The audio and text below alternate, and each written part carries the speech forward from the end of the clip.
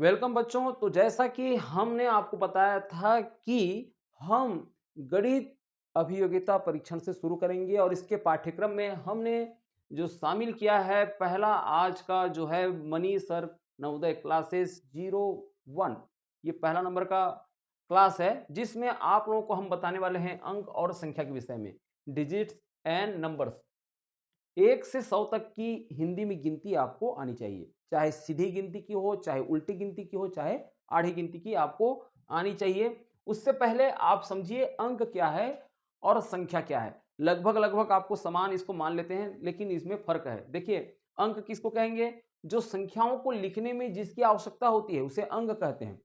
अब देखिए, आप संख्या लिखते हैं, तो कुल जो है 10 प्रकार के ही चिन्ह होते हैं।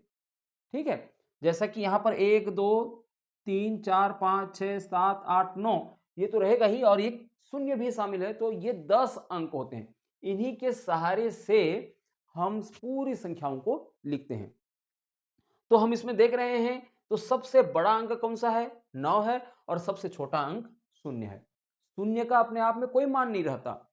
यहाँ तक कि कोई अंक के हम सामने में भी लिखें, कोई सामने में लिखें, इसका कहने का मतलब ये है, जैसे कि यहाँ पर हम 2 लिखे हैं, 2 के यदि सामने में भी लिखें, तो उसके मान में कोई चेंजेस आता नहीं है। लेकिन कोई भी अंक है, जैसे कि 2 ही है, 2 के हम यदि बाद में लिखें, तो उसका 10 गुना बढ़ जाता है। अब ये 20 हो गया, इस 20 संख्या के बाद में एक और शून्य डाल दें, तो 20 का 10 गुना हो जाता है। तो शून्य का इस प्रकार से होता है। यहां पर हम ये मान के चलें, सबसे छोटा अंक क्या है? शून्य है। फिर आगे हम देखें संख्या के विषय में, तो अंकों के मिलने से वह संख्या होता है। अंकों के मिलने से, जैसे वर्ण के मेल से आपका शब्द बनता है। आप हिंदी में जो पढ़ते हैं या कोई भी आप एक लेटर को मिला करके एक वर्ड बनाते हैं, तो वैसे ही यहाँ पर एक एक अंक को मिला करके संख्या बनता है और संख्या में एक से अधिक अंक होते हैं। ठीक है? संख्या विभिन्न अंकों का बनता है, जैसे 1 और 0 के प्रयोग से 10 संख्या बना सकते हैं। यहाँ पर एक उदाहरण के तौर पर बताया गया है।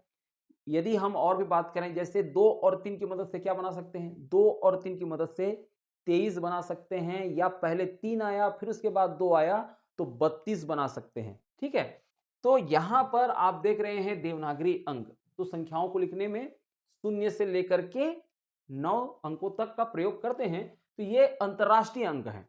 ठीक है? ये एक अंतर्राष्ट्रीय अंक हैं और आपका जो भी अभी गणित का जो सिलेबस है, जो पढ़ते हैं, इसमें अंतर्राष्ट्रीय अंक ही शामिल होता है। लेकिन आपको यह भी जानना है कि संख्याओं को लिखने के लिए देवनागरी लिपि में भी अंक होता है। ठीक है? यहां पर अंतर्राष्ट्रीय अंक आप देख रहे हो कि 0, 1, 2, 3, 4, 5, 6, 7, 8, 9 और उसी को देवनागरी अंक में ये इस तरीके से लिखा जाता है। देखिए शून्य को किस तरह से लिखा गया, फिर 1 को, 2 को, 3 को, 4 को, 5 को, 6 को, 7 को, 8 और ये 9, इस प्रकार से। ठीक है? तो यहां पर आप देख रहे हैं कि इस तालिका में संख्याओं को अंतर्राष्ट्रीय और देवनागरी अंकों का प्रयोग करके लिखा गया है। तो आप इन चीज़ों को पूरी तरह से कंठस्थ कीजिए। देखिए, इंग्लिश मीडियम के यदि बच्चे होंगे तो उनको बहुत समस्याएँ हो सकती हैं। जैसे उनको पूछा जाता है कि 77, 78, 69 में कौन-सा बड़ा है? तो बहुत सारे बच्चे नहीं जान पाते। 77, 78, 69 में, और वो बोल देते हैं 69 बड़ा है, जबकि 78 बड़ा है। देखिए, है ना? यहाँ पर किस चीज़ की बात हो रही थी? यहाँ पर, जैसे यहाँ पर पूछ दिया गया आपका 74, 75, ठीक? 74, 75 और ये 76, 77, 78, 78 के बाद है 79। लेकिन मैंने क्या बोल दिया? 77, 78 और 69 में कौन-सा बड़ा है? तो बच्चे इस चीज़ को क्लियर नहीं कर पाते, ठीक है? और वो बोल देते हैं 69, जबकि 69 जो है 6 और 9 से बना हुआ है। 6 एंड 9 से बना है 69 और 78 बना है 7 और 8 से। ठीक है? तो इसलिए आपको 1 से लेकर के 100 तक का आपको आना चाहिए। ठीक है? मैं जल्दी-जल्दी पढ़ देता हूँ। 1, 2, 3, 4, 5, 6, 7, 8, 9, 10, 11, 12, 13, 14, 15, 16, 17, 18, 19, 20, 21, 22, 23, 24, 25, 26, 27, 28, 29, 30, 31, 32, 33, 34, 35, 36, 37, 38, 39, 40, 41, 42, 43, 44, 45, 46, 47, 48, 49, 50, 51, 52, 53, 54, 55, 56, 57, 58, 59, 60, 61, 62, 63, 64, 65, 66, 67, 68, 69, 70, 71, 72, 73, 74, 75, 76, 77, 78, 79, 80, 81, 82, 83, 84, 85, 86, 87, 88, 89, 90, 91, 92, 93, 94, 95, 96, 97, 98, 99, 100। ठीक है, यहां पर आपको गौर करने वाली बात यह है कि देखिए एक अंकों की कितनी संख्याएं हैं, एक अंकों की कितनी संख्याएं हैं, तो आप बोलेंगे एक अंकों की कितनी संख्याएं हैं, 1 2 3 4 5 6 7 8 9, ये 9 तक एक अंकों की संख्याएं हैं। ठीक है, एक अंकों की संख्याएं 9। फिर पूछा जाएगा कि दो अंकों की कितनी संख्याएं हैं, 1 से लेकर के 100 तक दो अंकों की संख्याएं कितनी हैं। 1 से लेकर के 2 तक की बात हो या हम ये बोलें कि दो अंकों की कुल कितनी संख्याएं हैं, तो उसमें आप तो एक अंकों की संख्याओं को शामिल नहीं करेंगे। और जैसा कि हम 1 से 100 तक का गिनती देखते हैं तो कितने रहेंगे इनमें संख्याएं, 100 रहेंगे। 100 में यदि एक अंक की संख्या 9 को घटा दें तो बच जाएगा 91। ठीक है, 91। और 91 में ये तो है दो अंकों की संख्याएं, ये उसको पूरी तरह से दो अंकों की संख्याएं हम नहीं मान सकते, क्योंकि यहां पर आप लास्ट में देख रहे हो ये 3 अंक की संख्या है 100। तो 91 में भी हमको क्या करना पड़ेगा, घटाना पड़ेगा एक को। एक किस लिए, ये 100 को हमको घटाना पड़ेगा जो कि 3 अंक की संख्या है। तो 91 में यदि एक घटा दिए तो 90 आ गया। तो कहने का मतलब ये है कि दो अंकों की संख्याएं कितनी है, 90। ठीक है, दो अंकों की संख्याएं कितनी है, 90। इसी प्रकार से आप 3 अंकों की संख्याएं कितनी है यदि पूछ दिया तो आपको लिखना है 900। 4 अंकों की संख्याएं 9000, 5 अंक की संख्याएं 9 और 4 शून्य। ठीक है, ये इस प्रकार से होगा। इसके साथ ही साथ आपको यह भी जानना है बच्चों कि एक अंकों की सबसे छोटी संख्या क्या है। तो एक अंकों की सबसे छोटी संख्या आप देखेंगे तो एक है। एक अंकों की सबसे छोटी संख्या क्या है, एक। और एक अंक की बड़ी संख्या 9, ये आपको जानना बहुत जरूरी है। ठीक है, और फिर पूछा जाता है कि दो अंकों की सबसे छोटी संख्या क्या है। तो एक अंकों की सबसे छोटी संख्या एक, तो दो अंकों की सबसे छोटी संख्या, भूल से आप 11 मत बोल दीजिए, एक एक करके देखिए, यह भी है 10, एक और शून्य से मिलकर बना है 10। तो ये दो अंकों की सबसे छोटी संख्याएं हैं।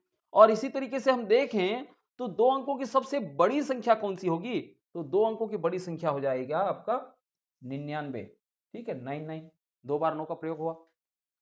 ठीक, फिर उसके बाद हम इसमें यदि एक जोड़ दें, 99 में हम यदि एक जोड़ दें तो एक जोड़ने के बाद जो संख्या आती है उसको बोलते हैं परवर्ती संख्याएं या उत्तरवर्ती संख्याएं। ठीक है, तो 99 में हम यदि एक जोड़ दें जो कि दो अंकों की बड़ी संख्याएं हैं, दो अंकों की बड़ी संख्या में यदि एक जोड़ दें तो 3 अंक की छोटी संख्या हो जाती है। ठीक है, एक और इसको 3 अंक का बनाना पड़ेगा तो दो शून्य आप डाल दीजिए, एक लिखिए शुरू में, और जितने अंकों की छोटी संख्या पूछ रहा है उतना आपको शून्य डाल देना है। ठीक है, तो 3 अंकों की, तो एक के बाद दो शून्य हम डाल देंगे तो 3 अंकों की संख्या हो जाएगी। तो इस प्रकार से आप चीजों को समझिए। वैसे मैं बता दूं कि एक अंकों की छोटी संख्या एक, दो अंकों की एक शून्य डाल दीजिए, 3 अंकों की दो शून्य डाल दीजिए, 4 अंकों की 1000, 5 अंकों की 10,000, ये इस प्रकार से चलेगा। और ये बड़ी संख्या की बात करें तो एक अंकों की बड़ी संख्या 9, दो अंकों की बड़ी संख्या कहने से दो बार 9 लिख दीजिए मतलब 99, तीन अंकों की बड़ी संख्या कहने से 999, चार अंकों की बड़ी संख्या कहने से 9999, ये इस प्रकार से चलेगा। तो प्रश्न में क्या पूछता है, प्रश्न में कभी कभी ये पूछ देता है कि चार अंकों की बड़ी संख्या में चार अंक की छोटी संख्या को घटाइए और उत्तर बताइए। सीधे तौर पर यह नहीं पूछेगा कि 9999 में 1000 को घटाइए, ऐसा नहीं पूछेगा। आपको इस तरीके से ट्रिकी क्वेश्चन आपसे पूछी जाएगी, तो आपको उस चीजों को ख्याल करके बनाना है। देखिए, अंकों से संख्या बनाना भी कई बार पूछता है। किस तरह से, किसी भी अंक के बड़े छोटे अंक बनाने के लिए हम ट्रिक जानते हैं। देखिए, बड़े अंक बनाने के लिए जितने भी अंक का पूछा गया उतना हम 9 लिख देंगे तो उस अंक का सबसे बड़ा अंक बन जाता है। जैसे कि अभी मैंने बताया ना, 4 अंक का सबसे बड़ा अंक कहने से 4 बार 9 लिख दीजिए। ठीक है, जितने अंकों की आपको बड़ी संख्या पूछी उतनी आप 9 लिख देंगे। इसी प्रकार किसी भी अंक की सबसे छोटे अंक बनाने के लिए एक तो आप लिखेंगे ही, एक अंकों की बोली गई तो एक, दो अंकों का तो एक शून्य लगा देंगे, तो एक और शून्य होकर के दो अंक हो गया। ठीक है, तो छोटा अंक बन जाता है। तो जैसे कि 4 अंकों का छोटा अंक बनाने के लिए पूछा, तो यहाँ पर देखिए 1 लिखे और उसको 3 और शून्य डाल करके 4 अंकों की छोटी संख्या बना सकते हैं। ठीक है, ये एक बात हो गई। फिर आगे हम देखें, किसी भी अंक के प्रयोग करके बड़ा अंक बनाते हैं तो अंकों को अवरोही क्रम घटते क्रम में लिख देने से उस अंक के बड़ी संख्या बन जाती है। देखिए, किसी भी अंक के प्रयोग से बड़ा अंक बनाने के लिए पूछा गया। उदाहरण स्वरूप यहां पर पूछा गया, इसको मैं मिटा दूं, जैसा कि 3, 4 और यहाँ पर 7 और ये 8 और ये 2 है। ठीक है, ये आपके पास 5 अंक है और आपको बड़ा संख्या बनाने के लिए बोल रहा है, तो बड़े अंक को पहले लिखेंगे, 8 को पहले लिखेंगे, फिर 7 है, फिर उसके बाद 4 है, फिर 3 है, फिर 2 है। देखिए, हमने घटते हुए क्रम में लिखा, तो इस तरह से ये बड़ी संख्या बन गई। इसी को हम यदि बढ़ते क्रम में लिखें, यानी छोटी अंक को पहले लिखें, तो वो छोटी संख्या बनी। किस तरीके से? 2, 3, 4, 7, 8। देखिए, ये छोटी अंक बन गई।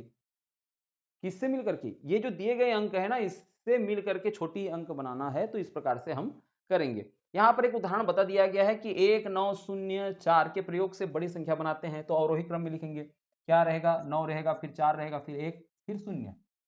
ठीक है, तो ये 9410 हो गया। 9410 ये सबसे बड़ी संख्या बन गई।